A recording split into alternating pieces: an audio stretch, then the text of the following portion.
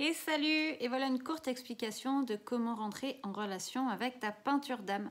Donc comme tu le sais, la peinture d'âme, c'est une canalisation de l'essence de qui tu es, de l'ensemble de qui tu es, en lien avec aussi tes gardiens, tes guides, tes protecteurs, tout ça. Donc quand je crée la peinture d'âme, je me mets juste en mode de réception pour pouvoir transcrire ce qui m'est envoyé, que ce soit avec les couleurs, les formes, les gestes. Donc, des fois, la peinture peut déplaire. Ça n'est pas une peinture décorative et c'est certainement, si ça te déplaît, quelque chose qu'il est important d'aller regarder, d'aller travailler. La peinture d'âme est là pour t'accompagner dans ton évolution, pour élever ton niveau vibratoire et donc pour te montrer les choses à éliminer. Sachant que la peinture d'âme va changer au fur et à mesure de ton existence, j'ai envie de dire, de ton avancement. Tu vas avoir des changements de forme, des changements de couleur, des choses comme ça. C'est pas la peinture qui change, c'est toi, ta vision du truc. Donc dans un premier temps, déjà, je t'invite à regarder la peinture et à la faire tourner, ok, dans tous les sens, et puis de choisir le sens qui te parle le plus, parce qu'il n'y a pas de sens réel à la peinture. C'est toi qui décides comment tu as envie de la regarder aujourd'hui. Et ensuite, tu te laisses complètement immerger par ça. Juste plonger en fait dans les couleurs de ton âme, juste dans le silence et te laisser imprégner. Une fois que tu as pris ce temps-là, eh bien navigue en conscience, c'est-à-dire regarde s'il y a des formes qui t'évoquent certaines choses, regarde si il y a des couleurs qui te rappellent certains moments, des trucs comme ça. Ensuite, ça marche comme un rébut. Tu vois, c'est comme quand on a une canalisation.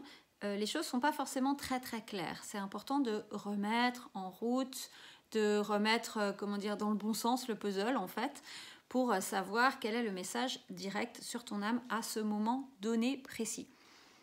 Je te prends un exemple. Si tu imagines que tu vois un papillon, eh bien, demande-toi, pour toi, qu'est-ce que ça représente un papillon? Est-ce que ça représente la légèreté, la transformation, la féminité, la nature, tu vois? Et ensuite, eh bien, tu continues le chemin. Donc, si ça représente la nature, peut-être que c'est une invitation à te connecter à la nature avec plus de légèreté, peut-être. Tu vois, quelque chose comme ça. La peinture d'âme va te donner des informations pour avancer rapidement sur ton chemin. Ok?